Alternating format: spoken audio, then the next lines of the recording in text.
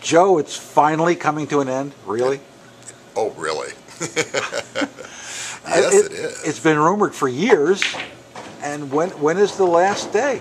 March 31st. Wow. Yeah, TriMet was actually, they were kind enough to extend it an additional month. Uh-huh. Yeah, they found out that this section wasn't going. You know, it actually is it's ahead of schedule, but they're accommodating as accommodating can be under the circumstances. What will be here? A left turn. Oh, Actually, I'm a right turn. A right. Yeah, it's going to be, I think, the first stop for the Max line to Milwaukee.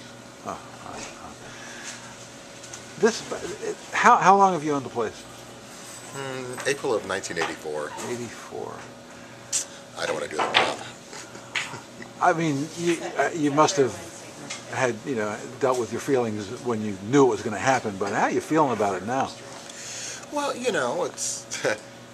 it's not a paid vacation, but actually it's okay. If I'm going to be taken out, it's as good as any way to go. Yeah. I actually enjoy our mass transit system we have. I've traveled around the world enough and been to enough other cities, and we really do have one of the best in the world. Yeah. So I do enjoy it. If I'm going to go down, I'd rather go down by a Max train than any other way.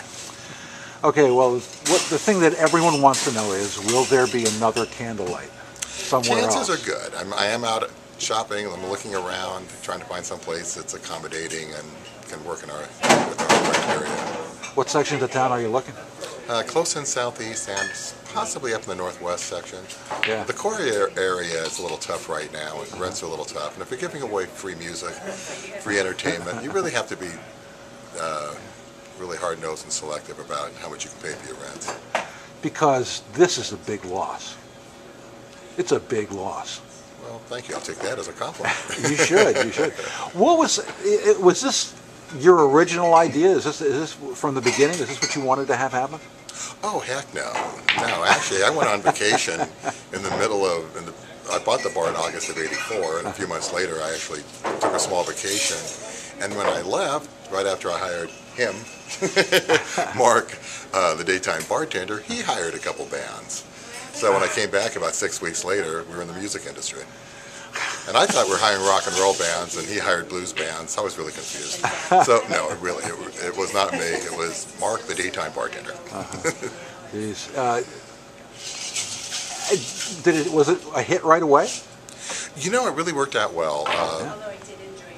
Actually, when the blues became popular in the early 90s, Paul DeLay happened to have got busted at that time, and we had one of the girls who was working here was dating a blues musician named Dave Blanchard and Blanchards, and he actually passed away a few years back. And we actually hired him on a Sunday night, and he's a crazy duck, but he asked Paul to sit in with him, and eventually Paul took over the gig. And then we became a renowned blues bar. And it is. Again, not by design. And also now it's well known as a soul music bar. Right. And in '99, the popularity of the blues diminished a little bit.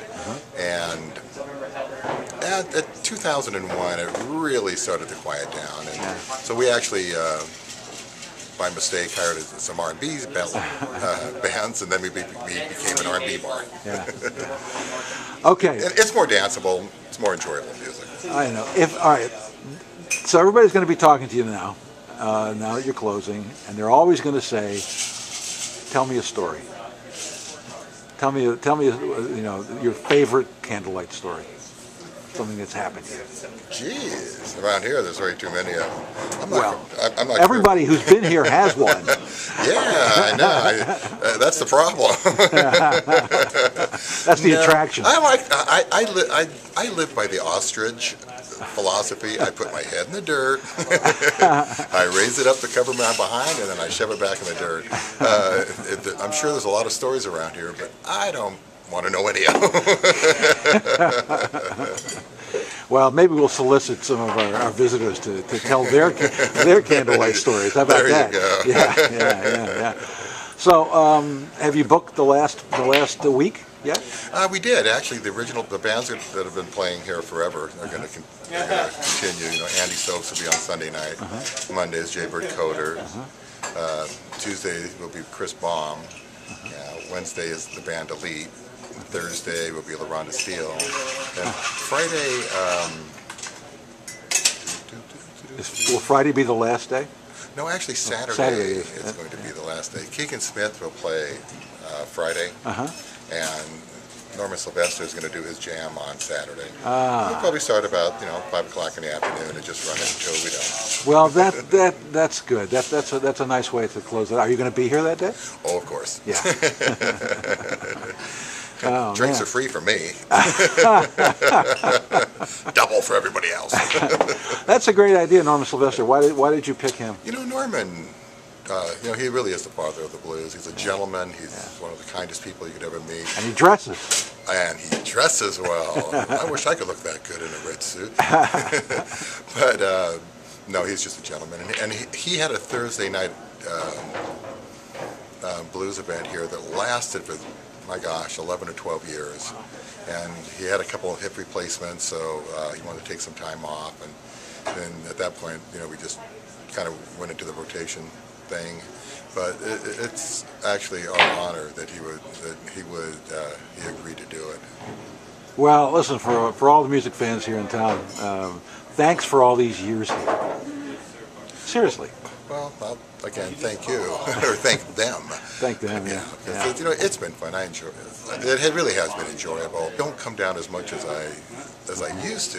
Before I was in, back in the beginning, I was in here every night, enjoying the music. But it really is fabulous music. Well, we'll be waiting for the news of the new Candlelight. Well, good, because there will be one. I was told to say that by my girlfriend.